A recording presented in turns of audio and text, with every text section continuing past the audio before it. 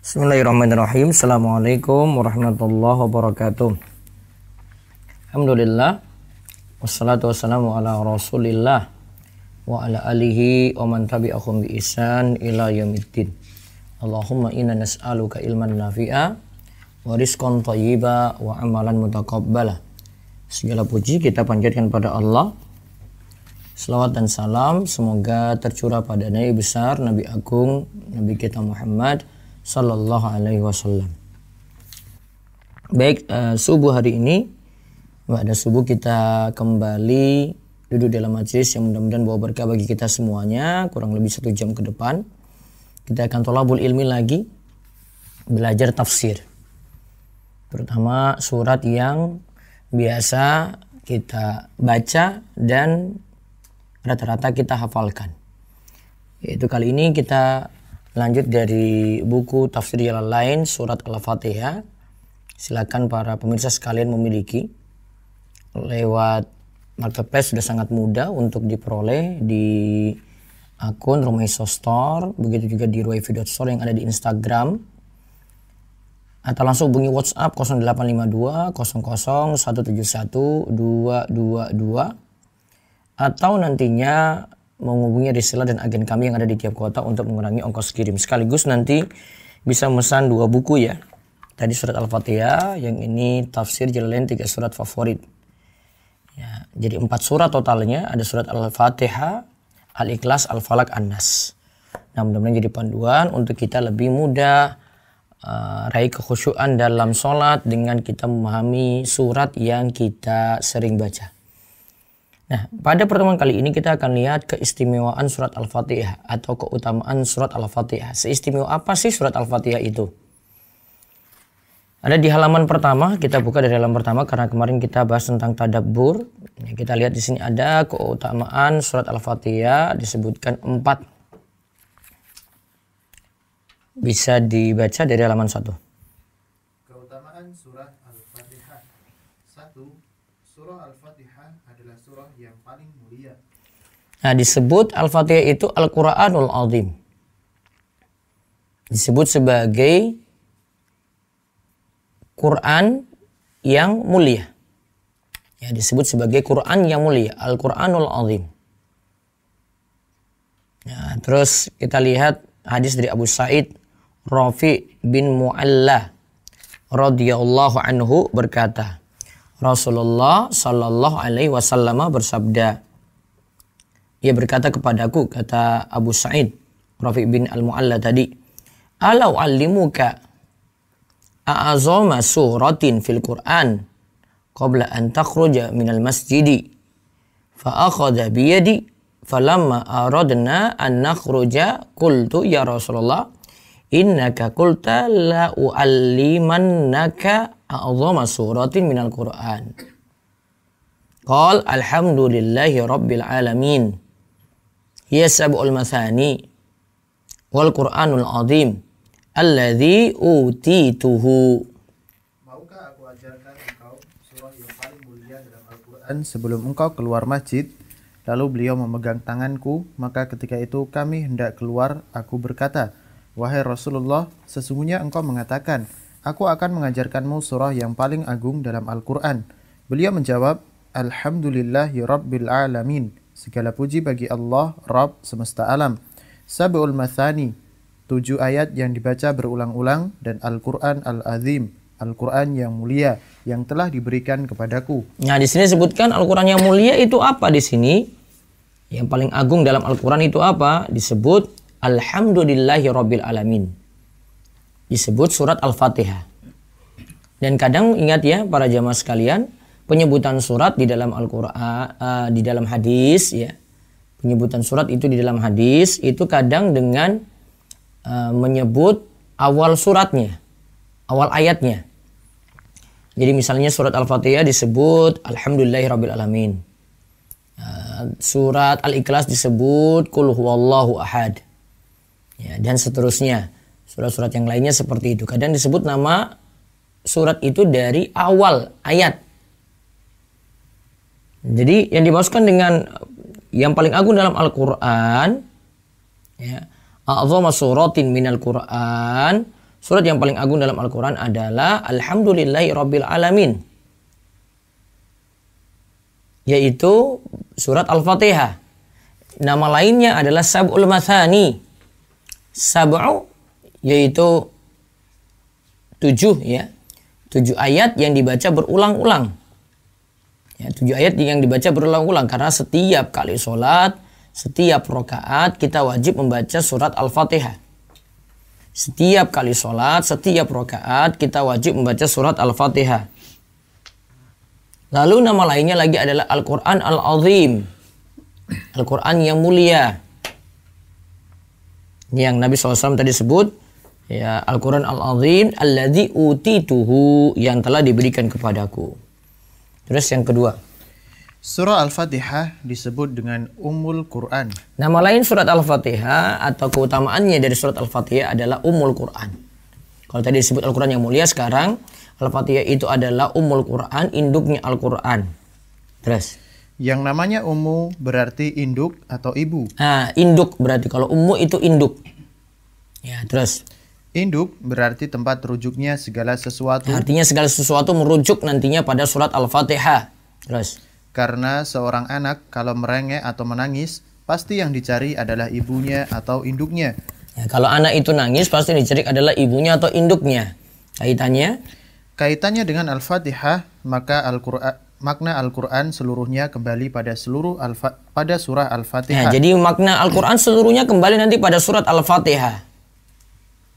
Ya, makna Al-Quran itu seluruhnya akan kembali pada surat Al-Fatihah. Oleh karenanya, itu alasan surah Al-Fatihah wajib dibaca pada setiap rakaat dalam sholat. nah itulah alasannya kenapa surat Al-Fatihah wajib dibaca dalam setiap rakaat di dalam sholat. Kita harus ulang-ulang terus dalam setiap rakaat, karena seluruh ayat dalam Al-Quran itu merujuk nantinya kembali kepada induknya, yaitu surat Al-Fatihah. Makanya surat Al-Fatihah disebut Ummul Quran. Dalil bahwa Al-Fatihah itu disebut dengan Ummul Quran, hadis panjang berikut ini. An Abi Hurairah, dari Nabi sallallahu alaihi wasallam qala, man shalla sholatan lam yaqra fiha bi ummil Quran fahiya qidajun salasan ghairu tamamin. Faqila li Abi Hurairah inna nakunu wara al-imam.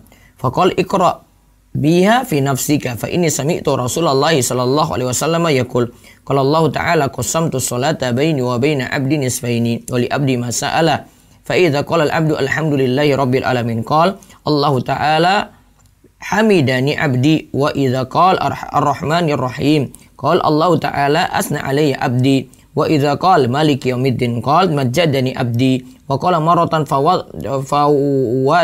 fawwada ilayya 'abdi fa idza qala iyyaka na'budu wa iyyaka nasta'in qala hadza baini wa baina 'abdi wa li 'abdi ma sa'ala fa idza qala ihdinas siratal mustaqim siratal ladzina an'amta 'alaihim ghairil maghdubi 'alaihim waladdallin qala hadza li 'abdi wa li 'abdi ma sa'ala.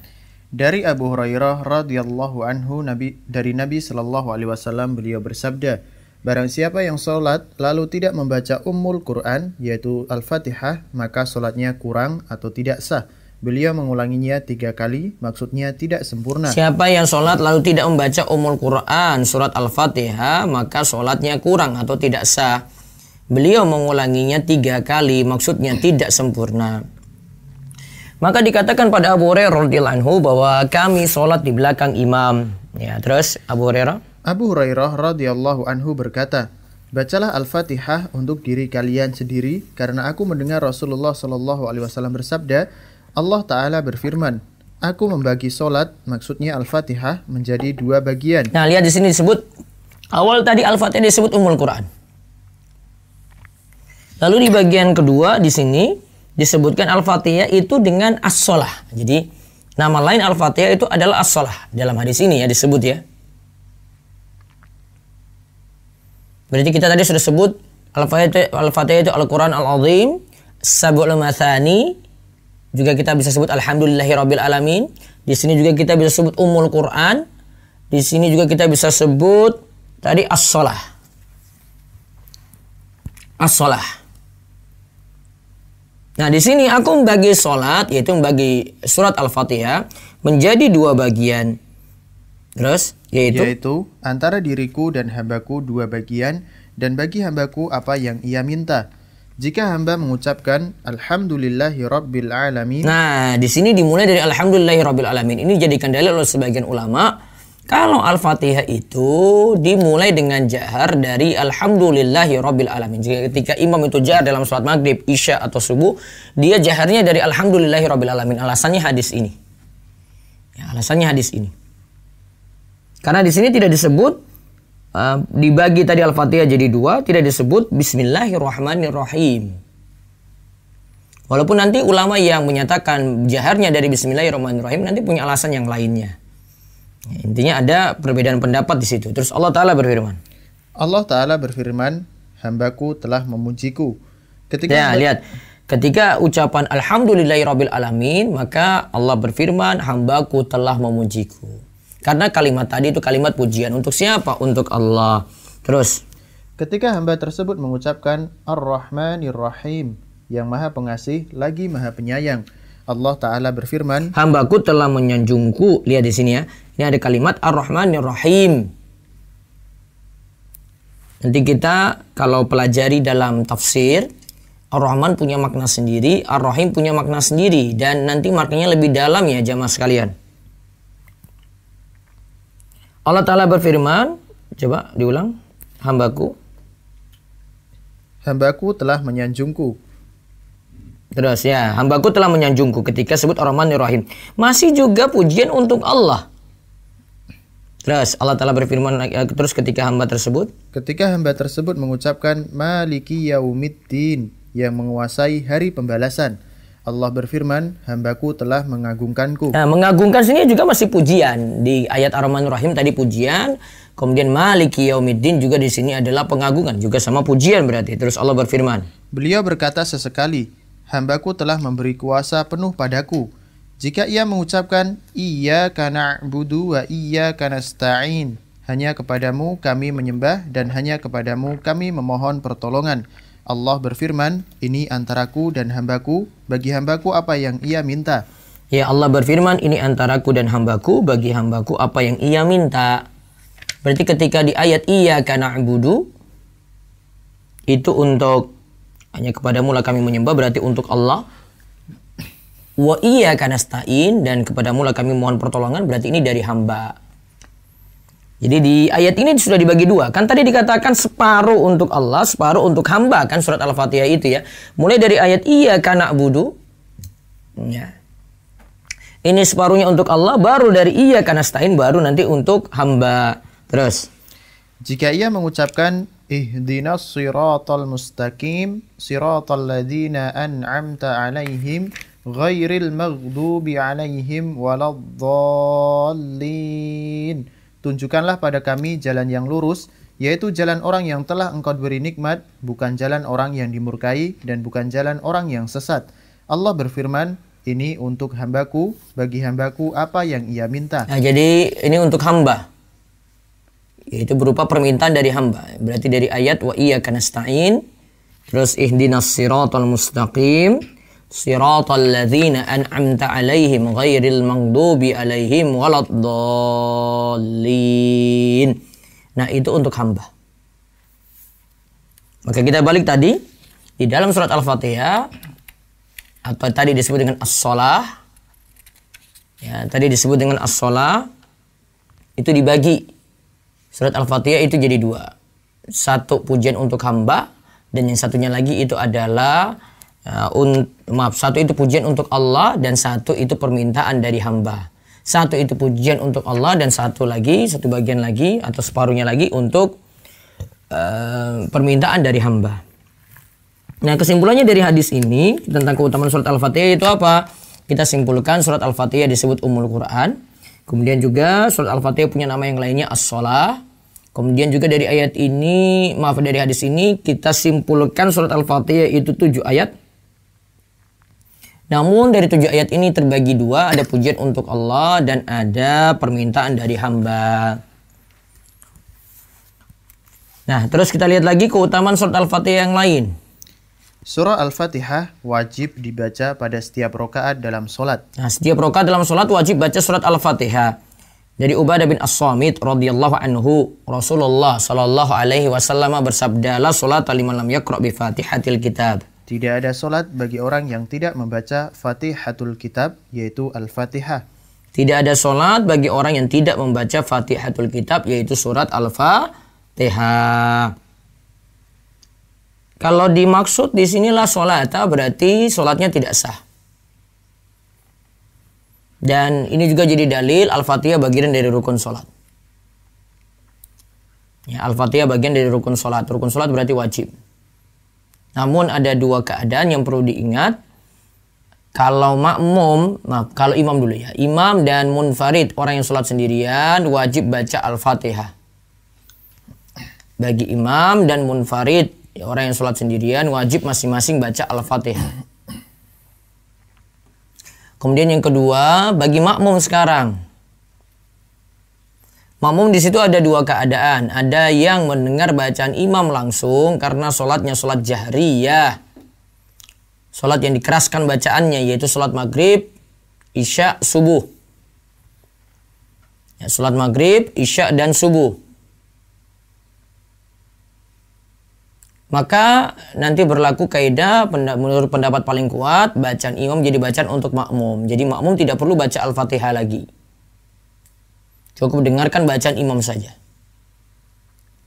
Sedangkan untuk sholat yang makmum tidak mendengar bacaan Al-Fatihah secara jahar, secara keras, maka makmum nanti tetap membaca Al-Fatihah sendiri untuk dirinya. Dirinci ya untuk makmum ya. Kalau makmum yang mendengar sholat jahriyah berarti bacaan imam jadi bacaan untuk makmum. Tapi kalau yang tidak dengar, maka untuk surat Al-Fatihah tadi ya dia baca sendiri. Nah, ini pendapat yang paling bagus dan dipilih oleh Syekhul Islam Ibnu Taimiyah. Ya, mengkompromikan dalil-dalil tentang masalah menjaharkan atau tidak surat Al-Fatihah. Nah, nanti pemahaman dalil ini jadi tepat di sini ya. La sholata liman lam yaqra bi Fatihatil Kitab. Tidak ada sholat bagi orang yang tidak membaca Al-Fatihah. Berarti ini untuk imam dan untuk orang yang sholat munfarid. Orang yang sholat sendirian. Bagi imam dan orang yang sholat sendirian. Sedangkan kalau bagi makmum ya tergantung dia dengar keras bacaan imam enggak surat Al-Fatihah. Kalau keras berarti bacaan imam jadi bacaan untuk makmum. Namun kalau tidak berarti makmum itu membaca sendiri. Keutamaan yang lainnya lagi. Surat Al-Fatihah adalah ruqyah. Atau nama lainnya itu adalah ruqyah. Dan ini sekaligus menunjukkan keutamaan dari surat Al-Fatihah. Coba lihat ini tentang masalah ruqyah dulu. Pengaruh ruqyah itu seperti apa sih? Ya. Dalam syarah Riyadhus Shalihin, Syekh Muhammad bin Shalih Al-Utsaimin menyatakan ada dua syarat Al-Fatihah bisa dijadikan bacaan ruqyah, yaitu 1. Yang membacanya mengimani bahwa bacaan tersebut adalah ruqyah yang bermanfaat. 2. Dibacakan pada orang sakit yang mengimani kalau ruqyah dengan Al-Fatihah bermanfaat. Lihat di sini ya. Ada dua syarat Al-Fatihah bisa dijadikan bacaan ruqyah. Ingat, ada dua syarat. Al-Fatihah itu bisa dijadikan bacaan ruqyah. Syarat pertama adalah yang membacanya mengimani. Yang membaca berarti si peruqyah ya, itu mengimani bahwa bacaan Al-Fatihah ini termasuk ruqyah yang bermanfaat. Jadi bisa dijadikan bacaan ruqyah. Kemudian yang kedua, dibacakan pada orang sakit yang mengimani kalau ruqyah dengan Al-Fatihah itu bermanfaat. Berarti yang sakit juga mengimaninya. Jangan yang sakit ini malah menolak gitu. Nggak bisa punya pengaruh. Saya ulang ya. Yang pertama tadi, ya orang yang membaca berarti si peruqyah yakin ini Al-Fatihah ini manfaat untuk ruqyah. Kemudian yang kedua, orang yang sakit juga mengimani kalau Al-Fatihah itu bisa dijadikan bacaan ruqyah. Nah, ini kata Syekh Muhammad bin Shalih Al-Utsaimin dalam Syarah Riyadhus Shalihin. Beliau katakan itulah yang baru menyebabkan Al-Fatihah itu berpengaruh sebagai bacaan ruqyah. Nah, jamaah sekalian, ruqyah itu kita membacakan ayat Quran atau bacaan-bacaan dalam hadis berupa doa-doa gitu kepada orang sakit. Termasuk juga di sini orang yang ya kemasukan jin, kerasukan, kesurupan. Nah, itu. Tapi tidak selamanya bacaan ruqyah itu untuk kesurupan. Ya. Tidak selamanya bacaan ruqyah itu untuk kesurupan.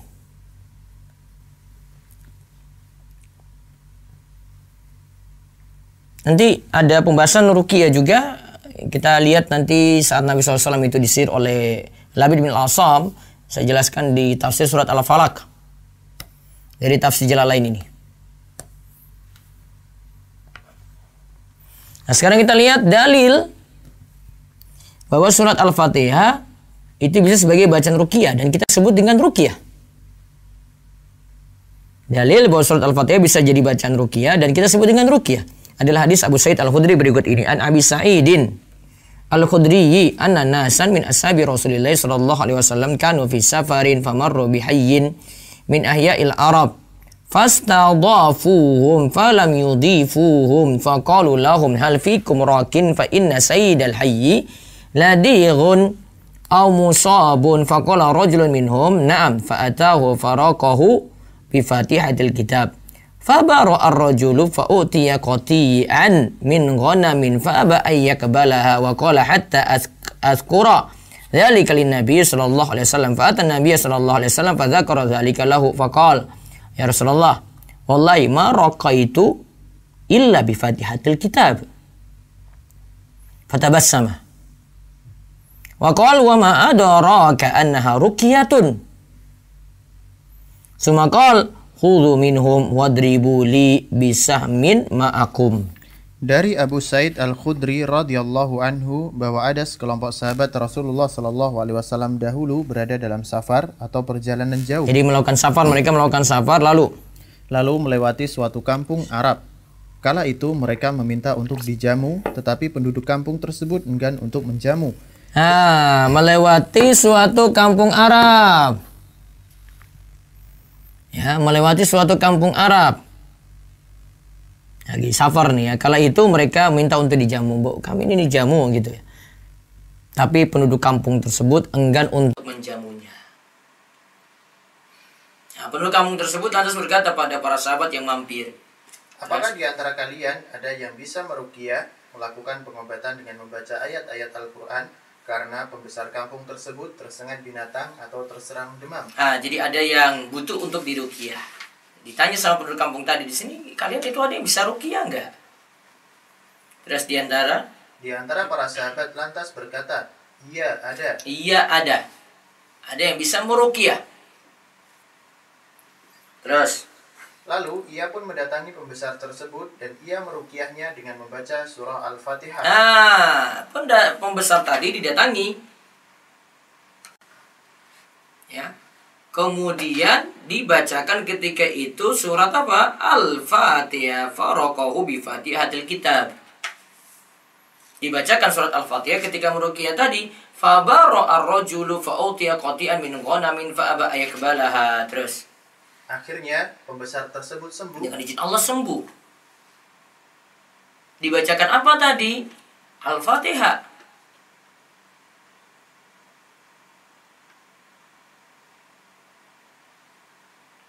Terus lalu yang membacakan ruqyah tadi diberikan seekor kambing, tetapi ia enggan menerimanya. Dan disebutkan ia mau menerima sampai kisah tadi diceritakan pada Nabi Shallallahu Alaihi Wasallam. Yang tadi sudah meruqyah, padahal cuma baca surat Al-Fatihah ini. Diberikan seekor kambing. Ya, diberikan seekor kambing. Tapi ia enggan menerima. Terus. Lalu ia berkata. Lalu ia mendatangi Nabi Shallallahu Alaihi Wasallam dan menceritakan kisahnya tadi pada beliau. Nah, sampai kisah tadi diceritakan. Mereka ceritakan kami tadi lewat suatu kampung, kemudian kami tidak dilayani, terus kami dapati ada orang yang butuh untuk diruqyah, kami meruqyahnya dengan surat Al-Fatihah, lalu kami mendapatkan satu ekor kambing karena dengan izin Allah yang sakit tadi ya tersengat binatang atau terserang demam tadi itu sembuh dengan izin Allah. Terus Ia berkata, wahai Rasulullah, aku tidaklah meruqyah kecuali dengan membaca surah Al-Fatihah. Nah, ini jadi dalil surat Al-Fatihah bisa sebagai bacaan ruqyah. Ya, inilah yang jadi inti pembahasan kita. Kita lagi sebutkan keutamaan surat Al-Fatihah itu apa? Disebut ar-ruqyah. Terus Rasulullah Shallallahu Alaihi Wasallam lantas tersenyum dan berkata, Rasulullah lantas fatabassama, tersenyum dan lantas berkata, bagaimana engkau bisa tahu Al-Fatihah adalah ruqyah? Artinya bisa digunakan untuk meruqyah. Beliau pun bersabda, ambil kambing tersebut dari mereka dan potongkan untukku sebagiannya bersama kalian. Nah, sudahlah, terima kambing itu saya tadi. Kalian baca Al-Fatihah dapat kambing, silakan manfaatkan berarti. Dan potongkan untukku sebagiannya bersama kalian. Berarti meruqyah tadi dapat upah, dan upahnya tadi boleh dimanfaatkan. Apa yang dibacakan? Surat Al-Fatihah. Nah, terus Imam Nawawi membuat bab mengenai hadis di atas dalam Sahih Muslim tentang bolehnya mengambil upah dari ruqyah dengan Al-Quran atau zikir. Nah, boleh dapat upah dari bacaan ruqyah. Sekali lagi ya, boleh mendapatkan upah dari bacaan ruqyah. Kalau yang meruqyah itu bisa nerima, berarti yang diobati bisa memberi. Nah, kalau kita ngambil pelajaran dari hadis ini, fawaid dari hadis ini adalah tadi sebagian sudah disebutkan oleh Imam Nawawi. Boleh mengambil upah dari bacaan ruqyah. Ini termasuk juga boleh mengambil upah ketika seorang itu mengajarkan Al-Quran. Karena ini cuma Al-Fatihah loh di sini. Kalau ada yang mengajarkan Al-Quran sampai dia pahamkan tafsirnya, dia sah-sah saja mengambil upah. Artinya dia sah-sah saja untuk mengambil upah. Jadi guru ngaji dikasih upah, ya, dia ngulang atau mengajarkan Iqra atau Al-Quran, dia dapatkan upah di situ, dia boleh memanfaatkan upah tadi.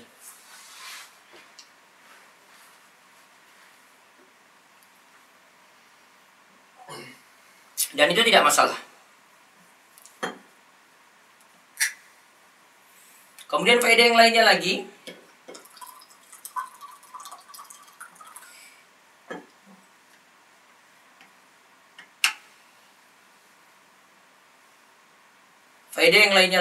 tadi disebut penduduk kampung cari orang kan yang bisa meruqyah. Dia cari orang yang bisa meruqyah. Kemudian dia tanya kepada sahabat-sahabat tadi, siapa di antara kalian yang bisa meruqyah? Ini jadi dalil boleh meminta ruqyah. Meminta ruqyah tidak dosa, tidak tercela. Yang penting tawakal penuh kepada Allah. Ingat ya, perlu diberi catatan baik-baik. Meminta ruqyah boleh. Yang penting tawakal penuh kepada Allah. Ustaz, ada hadis yang sebutkan ada 70.000 orang yang masuk surga tanpa hisab, tanpa siksa. Mereka itu punya sifat la yastarkun. 70.000 orang ini mereka itu tidak minta diruqyah. Nah, ini pembahasan hadis ini hanya menceritakan tentang keutamaan orang yang tidak meminta diruqyah. Tapi minta diruqyah asalnya boleh.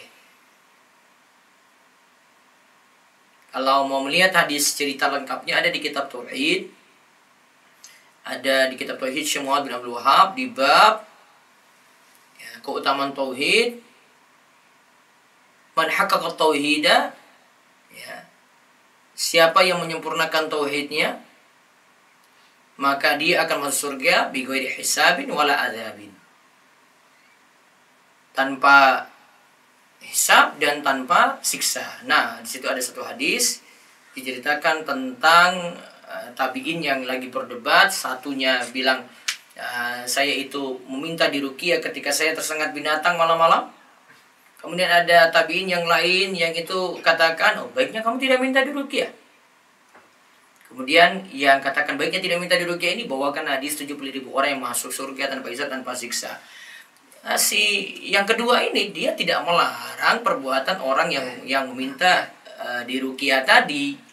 Itu tidak menunjukkan larangan, tapi dia arahkan ada yang lebih baik. Ya, ada yang lebih baik. Jadi asalnya minta ruqyah sekali lagi boleh, sama seperti kita boleh juga meminta untuk diobati, datang ke Pak Dokter di puskesmas, di rumah sakit, Pak Dokter, saya ini sakit, saya butuh obat. Nah, itu sama. Kuncinya apa? Kembali ke hadis 70.000 orang yang masuk surga tanpa hisab tanpa siksa. Kan disebutkan sifat-sifatnya la yastarukun wala yaktawun ya wala yatatayyarun wa ala rabbihim yatawakkalun. Mereka punya sifat itu adalah tidak meminta diruqyah, la yastarukun, kemudian tidak mengobati dengan besi panas, kedua ya. Kemudian yang ketiga adalah tidak tatayyur, tiara, beranggapan sial, atau dapati sesuatu lantas pesimis. Oh, saya datang ke pantai selatan ini, saya sudah terlanjur pakai baju hijau. Katanya kalau pakai baju hijau bisa celaka di pantai selatan. Nah, itu namanya pesimis dia. Sudah khawatir nanti kena sesuatu. Ini yang keyakinan yang tidak berdasar nih. Ini namanya tiaroh, tatoyur. Dia menganggap nanti akan dapat sial karena dia lakukan sesuatu gitu. Padahal sesuatu ini dengan sial tadi tidak nyambung. Itu namanya tatoyur, tiaroh.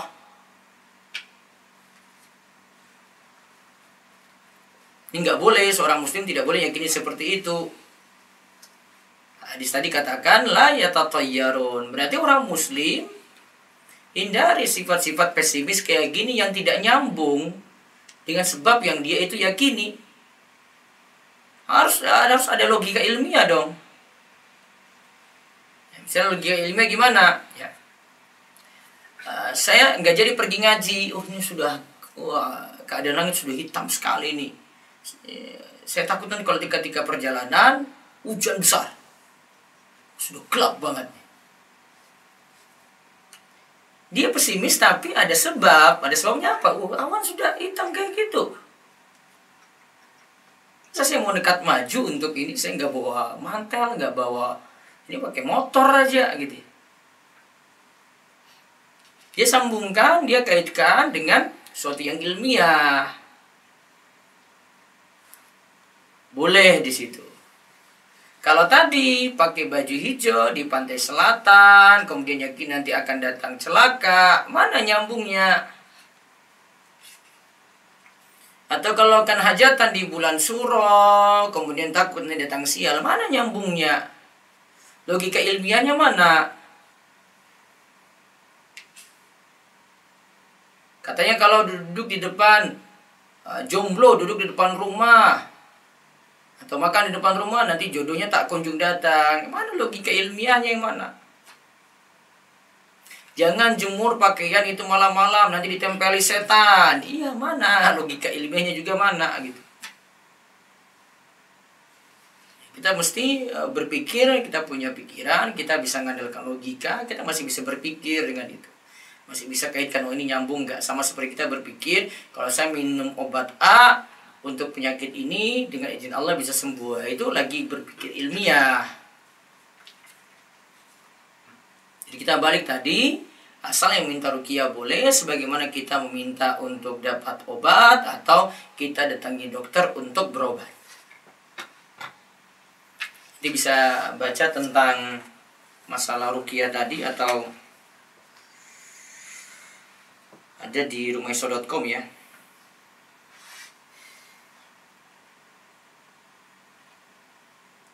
Judulnya bolehkah meminta diruqyah? Ya, bolehkah meminta diruqyah?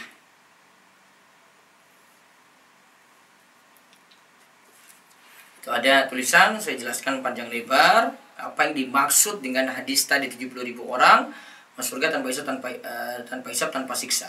Nah, tadi kan disebut la yastarkun, tidak minta diruqyah, wala yaqtaun, tidak mengobati dengan besi panas, wala yatatayyarun, tidak beranggapan sial, pesimis sehingga mengurungkan untuk melakukan sesuatu. Yang keempat adalah wa ala rabbihim yatawakkalun, kepada Rabb mereka, mereka itu bertawakal. Wa ala rabbihim yatawakkalun, kepada Rabb mereka, mereka itu bertawakal. Kunci dari tiga tadi sebenarnya karena tawakalnya bermasalah. Yaitu orang yang minta diruqyah itu biasanya mengandalkan pada si peruqyah. Ini kalau kiai ini yang ngobati, saya bandingkan dengan si A dibanding kiai ini, masya Allah kiai ini luar biasa ini. Maka hati bergantung kepada Pak Kiai ini, bukan bergantung pada Allah. Tawakalnya kurang, itu namanya.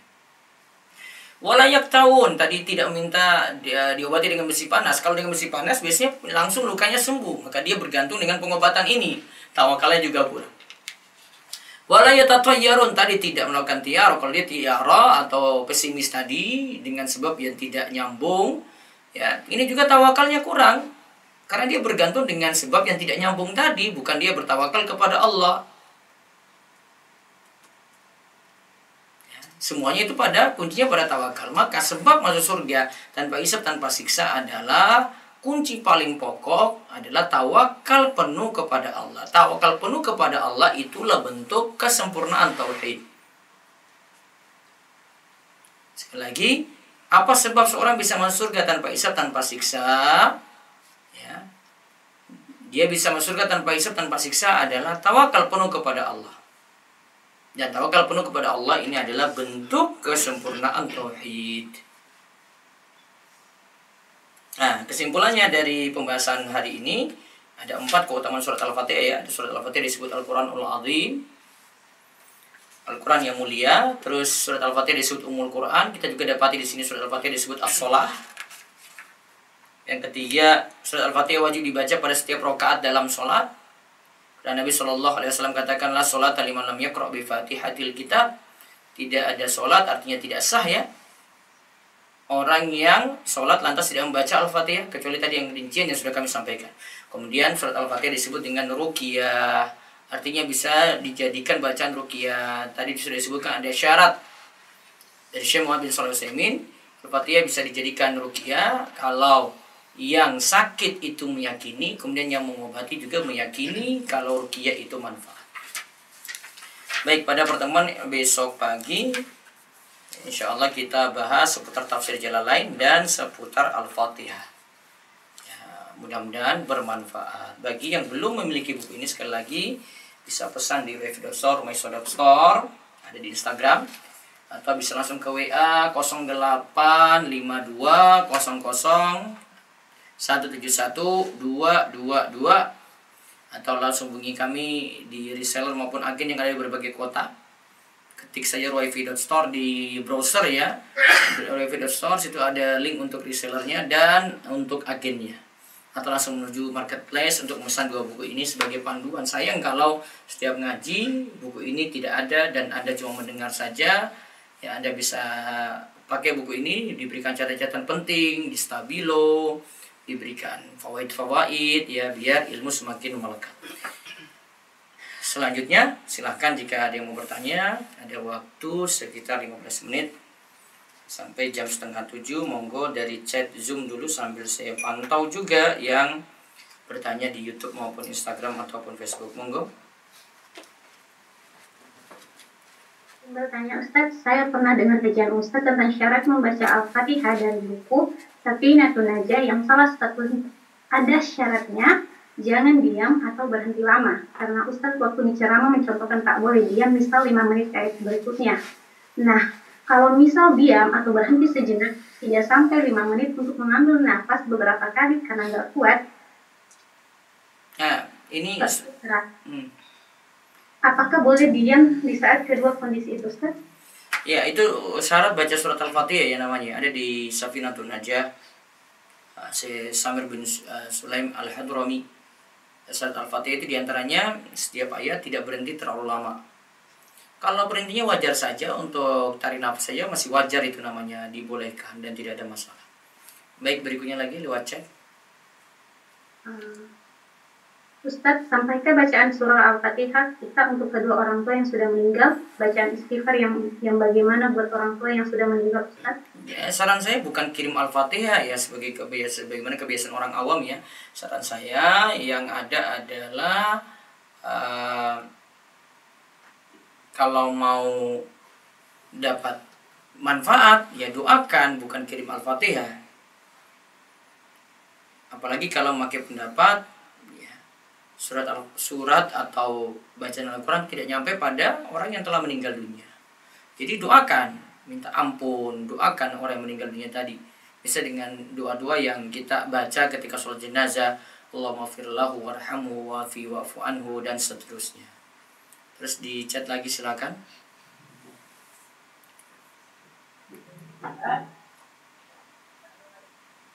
Monggo yang di chat lagi. Izin bertanya ya Ustaz, yang masuk surga tanpa hisab di antara yang tidak mengobati dengan besi panas yang anak tanyakan jika kita pakai laser, mana Ustaz? Nah itu beda, besi panas kayu sendiri, jangan diglobalkan ke sesuatu yang bukan disebut kayu. Terus yang berikutnya lagi. Maaf Ustaz bertanya di luar tema. Apakah bisa menggunakan uang dari saudara untuk membayar keperluan kuliah di mana anak kuliah di sekolah tinggi sekolah Islam dan bahasa Arab, sedangkan uang dari saudara kami adalah gaji dari menjadi security di Pegadaian, di mana kondisi orang tua belum memungkinkan untuk membayar uang kuliah. Kalau mau waroknya ya tidak manfaatkan, lebih bagus mungkin cari pekerjaan yang lain untuk menopang biaya kuliah tadi lebih bagus. Itu saran saya. Baik, bisa ke resen yang ada di Zoom Kobar, silakan. Silakan Abu Ubay.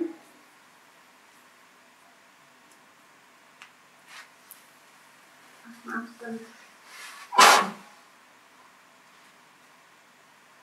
open mic bisa di unmute. Ya, silakan. Assalamualaikum Ustaz. Waalaikumsalam warahmatullahi wabarakatuh. Mau tanya Ustaz yang tadi terkait As-Sab'u As-Samani, itu kan 7 ayat Al-Quran ya Ustaz ya? Ya. Berarti kalau misalnya Bismillahirrahmanirrahim itu berarti masuk ayat pertama ya Ustaz ya? Masuk ayat pertama, nanti ada penjelasannya besok insyaallah. Bisa jadi masuk ayat pertama atau ayat pertamanya Alhamdulillahirrabbilalamin. Kalau ayat pertamanya Alhamdulillahirrabbilalamin dari Ihdinas siratal mustaqim sampai waladhdallin nanti dibagi 2 lagi. Jadi tetap semuanya sepakat 7 ayat. Baik Ustaz. Mau tanya lagi Ustaz, terkait tadi yang di ruqyah itu kan dia harus mengimani kalau ruqyah dengan Al-Fatihah itu bermanfaat. Kalau misalnya dikatakan dia itu seorang bayi atau misalnya dia belum tahu, itu bagaimana Ustaz? Ya, tetap masih bisa pengaruh. Yang masalah kalau menolak ruqyah ini manfaat, itu tentu tidak jadi pengaruh. Kalau bayi masih bisa. Oh, lagi Ustaz, satu lagi terkait itu Ustaz, yang tadi kan dia kan kalau peruqyah kan dikasih upah itu kan nggak apa-apa. Nah, boleh, kalau misalnya peruqyah itu mematok harga dan dia sebagai mata pencarian, itu bagaimana Ustadz ya? Asalnya masih boleh juga. Segimana guru ngaji dia patok harga juga. Baik Ustadz. Jazakallahu Ustadz. Iya. Tapi nanti dengan catatan dia tidak menjadikan itu tujuan pokok untuk dia ngajar gitu ya. Atau dia bacakan Al-Quran tadi. Itu lebih bagus. Ya. Iya, jazakallahu Ustadz. Waalaikumsalam. Baik. Silakan Ummu Zahra. Berikutnya lagi ya. Ummu Zahra. Bismillah, Assalamualaikum Ustaz. Waalaikumsalam warahmatullahi wabarakatuh. Ustaz, tadi kan dijelasin soal tatoyur Ustaz. Bagaimana kalau misalnya saya suka ada perasaan nggak enak gitu di dada, terus tiba-tiba jantung berdebar-debar gitu. Terus saya berpikir kalau ada apa-apa gitu di orang terdekat kita, itu termasuk juga nggak Ustaz ya? Tadi tentang tatayur itu ya? Iya. Kalau ada masih nyambung ilmiah nggak masalah Bu. Yang masalah nggak nyambung gitu. Saya mau ujian sekolah, terus waduh kok saya deg-degan banget ya ini ya. Karena mungkin saya kurang siap atau sudah siap tapi memang ujian ini berat gitu. Ya wajar-wajar saja, itu namanya ilmiah Bu. Masih terkait gitu. Oh, berarti kalau misalnya tiba-tiba deg-degan terus mikir kalau orang kenapa ya ini, ada apa ya ini. Ya itu... bisa jadi karena rasa khawatir, rasa takut, itu tidak masalah. Oh iya iya. Oke Ustadz. Satu lagi Ustadz di luar tema. Beberapa hari yang lalu sempat ada pembahasan soal vidya ya Ustadz. Iya. Itu saya belum sempat nanya soal vidya kan bisa dibayar dua macam Ustadz, yang mateng sama mentah. Iya. Ya. Terus yang mentah itu kalau nggak salah boleh dikasih untuk satu orang aja, dimana buat bayar utang kita semua. Itu bisa langsung dikasih, misalnya 7 misalnya gitu. Itu langsung dikasih di waktu yang sama boleh Ustadz, atau per hari ngasihnya ke orang tersebut? Yang penting pada Ramadan nanti bebas mau kasih cicil sekaligus, boleh semuanya. Berarti yang mentah itu beras ya Ustadz ya, Beras. sama dikasih lauk satu. Kalau gitu, mau lauk lebih bagus kata Syekh Ibnu Utsaimin. Oh baik, cukup Ustadz. Jazakallahu khairan Ustadz. Assalamualaikum. Waalaikumsalam warahmatullahi wabarakatuh. Iya, berikutnya lagi Ibu Eliana Bogor, silakan. Barakallah, Ustadz. Yang tadi pertanyaan tadi sudah ada sama teman juga, tapi yang ini yang di luar tema Ustadz, mengenai saya kan menabung di satu bank Islam, kemudian dengan akadnya juga akad wadiah ya, jadi bukan mudharabah. Kemudian karena saldonya mungkin menurut mereka sudah lumayan, akhirnya mereka memfasilitasi saya untuk jika transfer atau ada bonus gitu, jika transfer di bank lain tidak tidak mengeluarkan biaya, dan fasilitas yang lainnya seperti ada hadiah dan yang lainnya, itu gimana Ustadz? Apakah bisa diambil gitu? jadi ibu nabung. Nah, Terus dikasih apa, Bu? menabung misalkan karena saldonya sudah mencapai, menurut kata mereka ada prioritas kayak gitu ya. Jadi akhirnya setiap kali nanti prioritasnya tuh kalau misalkan saya transfer di selain bank, antar bank juga, saya tidak dikenai biaya transfer atau pokoknya kegiatan-kegiatan yang lain gitu. Jadi nggak ada biaya transfernya. Kemudian misalkan ada lagi, misalkan saya dikasih bonus setiap tahunnya gitu. Kalau bonus tiap tahun tidak dimanfaatin. Kalau yang ini agak sulit dihindari tuh, yang gratis transfer tadi, Bu. Iya gitu. Kalau itu sudah dihindari. Tapi kalau yang dapat bonus tiap tahun nggak boleh dimanfaatin. Iya, kalau itu memang nggak pernah diterima. Apalagi misalkan bonus kalau misalkan makan di tempat ada kodenya gitu juga boleh gitu. Tapi itu nggak diambil. Cuma kalau misalkan ketika transfer itu Ustaz, jadi itu pun awalnya karena biaya kita dulu, nanti ke 1 bulan kemudian baru dijumlahkan, nanti dikembalikan gitu Ustaz. Iya, seperti saya jawab tadi, Bu. Jadi kalau yang bonus saya tidak dimanfaatin. Kalau yang tadi gratis transfer, wallahualam, agak sulit dihindari ini, Bu. Gitu Ustaz ya. Iya. Nah, sama satu lagi Ustaz, yang tadi yang fidyah, nyambung tentang fidyah itu berat berasnya itu kan saya pernah mendengar 600 gram Pakai 7 ons, Bu, 7 ons per fidyah. Oh, 7 on ya. Ya. Ya, terima kasih Ustaz. Barakallahu fikum. Ya, Wassalamualaikum warahmatullahi wabarakatuh. Waalaikumsalam warahmatullahi wabarakatuh. Ya, berikutnya lagi silakan. Silakan Ibu Rahmawati. Ibu Rahmawati. Assalamualaikum Ustadz. Ya, waalaikumsalam warahmatullahi wabarakatuh. Mau tanya Ustadz mengenai surat Al-Fatihah. Bolehkah surat Al-Fatihah itu dibacakan kalau kita minum air madu Ustadz? Tujuannya? Untuk kesembuhan misalnya. Kalau tujuannya ruqyah boleh. Oh boleh. Oh. Syukran Ustadz. Ya. Berikutnya lagi silakan. Ibu Herdianti, silakan Bu. Assalamualaikum Pak Ustadz. Ya, waalaikumsalam warahmatullahi wabarakatuh. Afwan, izin bertanya di luar tema. Iya, silakan. Apa atau bagaimana ciri-ciri orang yang berpemahaman Syiah Pak Ustadz? Apakah kalau kita sedang sholat Id atau Hari Raya Idul Fitri, mereka ikut merayakannya?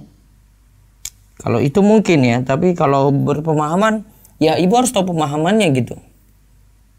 Pemahamannya diantara misalnya mencela istri Nabi, menjelekkan Abu Bakar, Umar, itu sifat pokoknya itu. Ini ada salah satu ciri-cirinya yang di samping tetangga Ana ini dia membuka ini semacam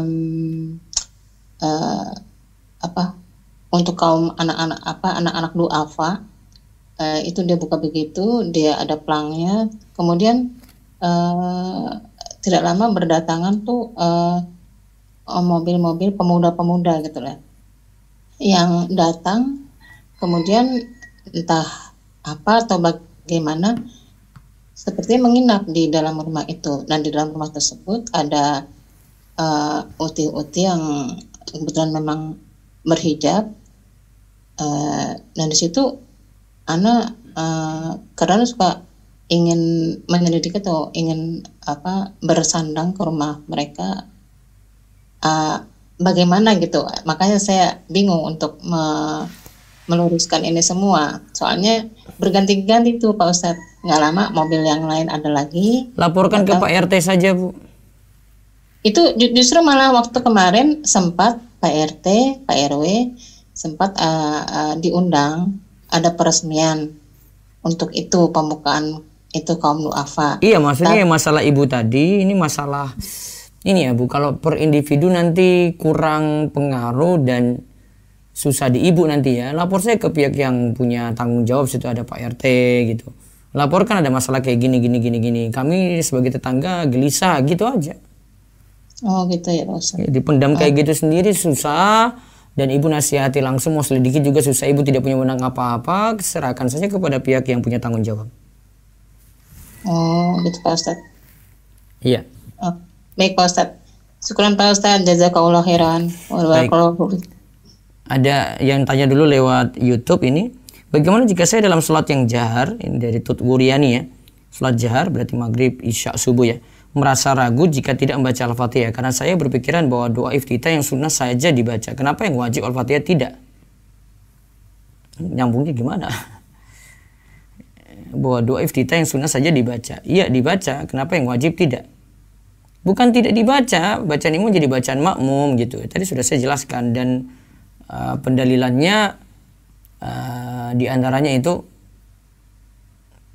siapa yang dapati ruku dapati 1 rakaat padahal tidak baca Al-Fatihah, dan alasannya banyak, ada tulisan di rumus.com tentang hal ini.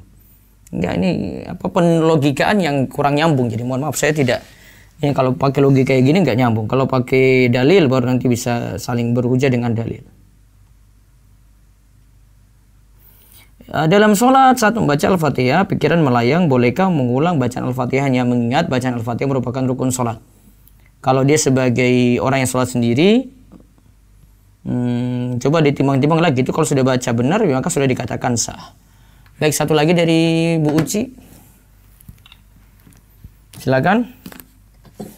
Assalamualaikum warahmatullahi wabarakatuh Pak Ustadz. Ya, waalaikumsalam warahmatullahi wabarakatuh. Nah, izin bertanya di luar tema Pak Ustadz, kalau kita ikut kajian seperti Zooming, terus kita ke belakang ke toilet karena untuk des kecil, terus kami balik dengan sholat wudhu, bolehkah Pak Ustadz, atau kita langsung ikut kajian aja? Ikut kajian dulu, lebih penting. Oh gitu, iya. Barakallahu fiik Pak Ustadz. Iya, baik, kami cukupkan, besok pagi insya Allah masih seputar hukum Al-Fatihah dan tentang tafsir Jalalain. Kita kenal tafsir Jalalain dulu itu seperti apa, baru kita masuk ke tafsiran ayat demi ayat dari surat Al-Fatihah. Demikian, mudah-mudahan manfaat dan kita selalu diberkahi ilmu dan diberi taufik untuk beramal soleh. Subhanakallahumma bihamdika, asyhadu an la ilaha illa anta, astaghfiruka wa atubu ilaik. Assalamualaikum warahmatullahi wabarakatuh.